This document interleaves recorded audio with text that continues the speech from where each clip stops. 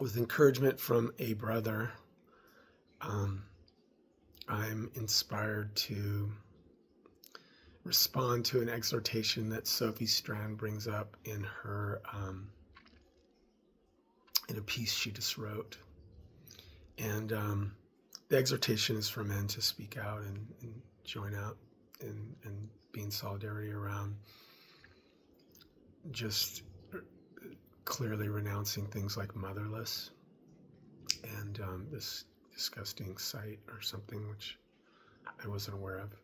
But and of course the Epstein, just that history and how what it reflects, what it reveals. So for me, the near enemy of all this, of me speaking out publicly, is this idea of virtue signaling, just joining in to somehow be deemed, innocent or something. I know the real things that I do, and this is my exhortation, is the actions I take. And I'm actually going to include the thoughts I think. So the thoughts I think, the words I use, the actions I take, what I do, that's what really matters. So this is one little tiny thing, this video, one little, could be meaningless thing if I was just doing it as a show. It could be worse than meaningless. It's a way of hiding or actually disguising myself. So that's why personally, not interested in that part of it. But I'm just going to do it. I'm going to give this little message. So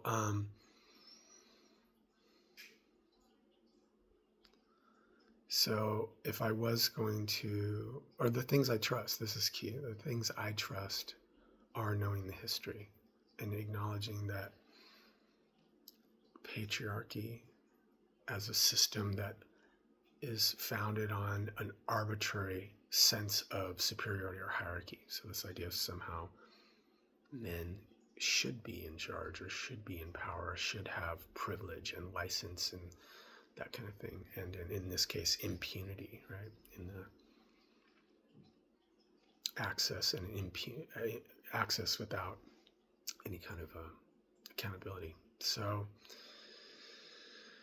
it's just crazy, but I think hierarchy in general is so fucking problematic. I'm a huge, personally feel a deep relationship with the plants in particular, but the animals, the earth, all of it. It's all because it's all connected. And so the fact that we as humans, and don't get me wrong, actually this is important, I know, it's not we as humans. There's systems, and specifically the colonial system. For example, I'm in California, and if you knowing that history, so this is one thing I can do. I can know the history, and that history of like the way, the violence that the colonial system, which is a patriarchal system, comes in with is again, it's so horrendous. It's so writ large. It's genocide. It's incredible environmental abuse. It's disgusting. It's sad, and that's what I heard in the Sophie Strand piece, is to just call out what a low example this is. What a horrible model. And yet all this wealth, that's all it is. The whole thing was about wealth accumulation. So anybody thinks, no, wealth's good. Capitalism is this viable system as long as it's about everybody fighting for wealth. It's a total joke, because as Peter Joseph, someone who I like, says, it's like a system that encourages individuals to exploit the earth and their fellows, the earth, all its creatures and fellows, in the name of wealth, in the name of playing into a system that's based on capital. You've got a perverse incentive, to say the least.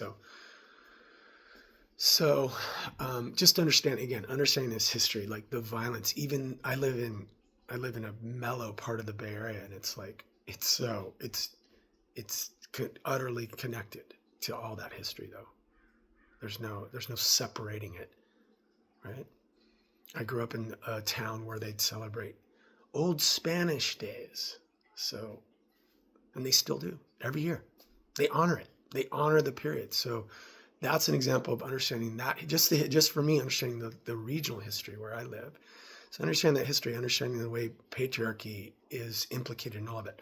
So to try to wrap this up is to say, for me, again, I'll speak for myself. What I need to do to keep it real, not make little videos and spout and preach, is keep it real every day through my thoughts, my words, and my actions, right? Really real. No bullshit. And so on the thoughts level, that's what the understanding the history is about. That's what the understanding the underlying philosophies are about. That's what that's about. Having the words, and I referenced Sophie Strand, who's an incredible wordsmith. So the point is having the words, having the capacity to even split the hairs, and Sophie has a great book called The Flowering Wand. It's actually right here. So the Flowering Wand, Rewilding the Sacred Masculine. What I took from it, and I'm going to paraphrase and hopefully not get it too wrong, but is like the end of the book, Sophie says, I came in here maybe thinking I was going to whack-a-mole a couple like bad actors, and I realized, no, the project is actually growing the biodiversity, or to use the word queering, the masculine, rewilding the masculine, connecting it beyond the human, beyond the gendered sexuality, etc., all that stuff. It's rewilding it. It's queering it. So so this is a person this is a book right here that's giving lots of words, poetic ways, and we have to nuances. This is the rich biodiversity, right? And I'm just going to read the subtitle, or Rewilding the Sacred Masculine, Lunar Kings, Trans-Species Magicians, and Rhizomatic Harpists. So don't worry about being a fucking man. A guy, whatever. Worry about whether you're remotely a lunar king or a trans-species magician or a rhizomatic harpist. Find something rich to be, not something basic.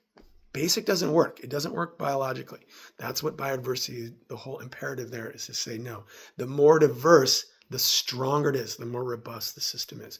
So don't be basic. Be diverse. Be complex. Be articulate, and again, I am preaching, so I apologize, because I promise this will probably be one of the last times. I have too many friends who will be like, why did you fucking make a video? Goddamn. So point is, so for me, this is the last, so I'll say, so we understand the history, that's my thoughts, it's the words, and then my actions, and the actions are, if I have to boil it down, it's just like, it just comes down to wisdom and compassion. That's it. I can get more elaborate: courage, honesty, respect, gentleness, an actual sense of humor, right? Being able to take myself not so seriously. I'm a spiritual connection to the universe. There's all these things. We can nuance it, but if we're going to get down to it, wisdom, and the exact peoples that we've brutally oppressed and murdered are sources of wisdom that are so needed. So the point is, like, the wisdom is out there. We just have to be willing and able to connect with it. And living from the heart, that's such a beautiful teaching, right? When we live from the heart, what is it? What do we know when we live from the heart, when we live from caring? How is it different than what we know when we live from the mind? One other last note I'll just say is privilege, which is what this is all founded on as well. Men, the patriarchy privileging men, and then that corrupts and retards people. So it's systemic. That's one thing. It corrupts and retards development. So hierarchy, privilege, these are very, every time you think, oh no, that's how it should be, I don't care where it is, just question it, please. That's my opinion. Okay, peace.